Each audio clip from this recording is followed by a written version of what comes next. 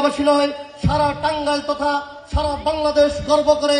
আমরা দেখেছি বিগত ফ্যাসিস্ট সরকারের সময় বিভিন্ন জুলুম নির্যাতন সহ্য করে 350টির অধিক মামলা মাথায় নিয়ে জেল জুলুম নির্যাতন সহ্য করে বিএনপিকে সামনে থেকে যিনি নেতৃত্ব দিয়েছেন, টেকনাফ থেকে তেতুলিয়া, রূপসা থেকে পাথুরিয়া, তামাবিল থেকে চলনবিল, যে নেতাটি বিচরণ করেছেন তিনি হচ্ছেন আমাদের প্রিয় নেতা আলহাজ সুলতান সালাউদ্দিন টুকু ভাই।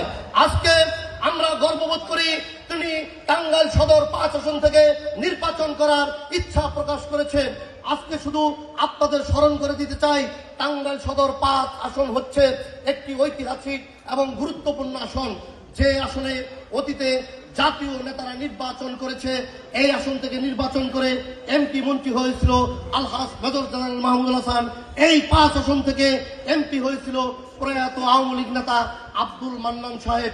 সেই কারণে আমরা এলাকাবাসী, টাঙ্গাইলবাসী গর্ববোধ করি, আমরা সুলতান সালাউদ্দিন টুকুর মতো একজন জাতীয় নেতা পেয়েছি, যাকে আমরা আগামী দিনে সদরে ইনশাল্লাহ এমপি নির্বাচিত করব।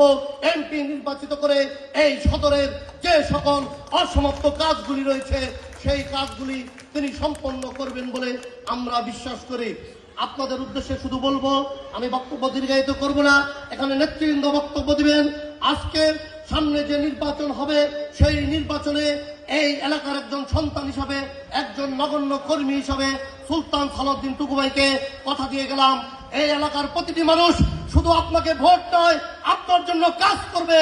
আপনার জন্য যা যা করা প্রয়োজন, আপনি যাতে নির্বাচনে পাস করতে পারেন, তার জন্য যা যা করা প্রয়োজন এই আগুত্তপুর পাড়ার মানুষ সেটা আপনাকে দেখিয়ে দেবে ইনশাল্লাহ।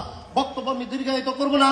পরিশেষে আজকে এই সুন্দর একটি অনুষ্ঠান যারা আয়োজন করেছেন তাদেরকে আমি আমার ব্যক্তিগত পক্ষ থেকে, টাঙ্গাইল জেলা বিএনপির পক্ষ থেকে ধন্যবাদ জানাই।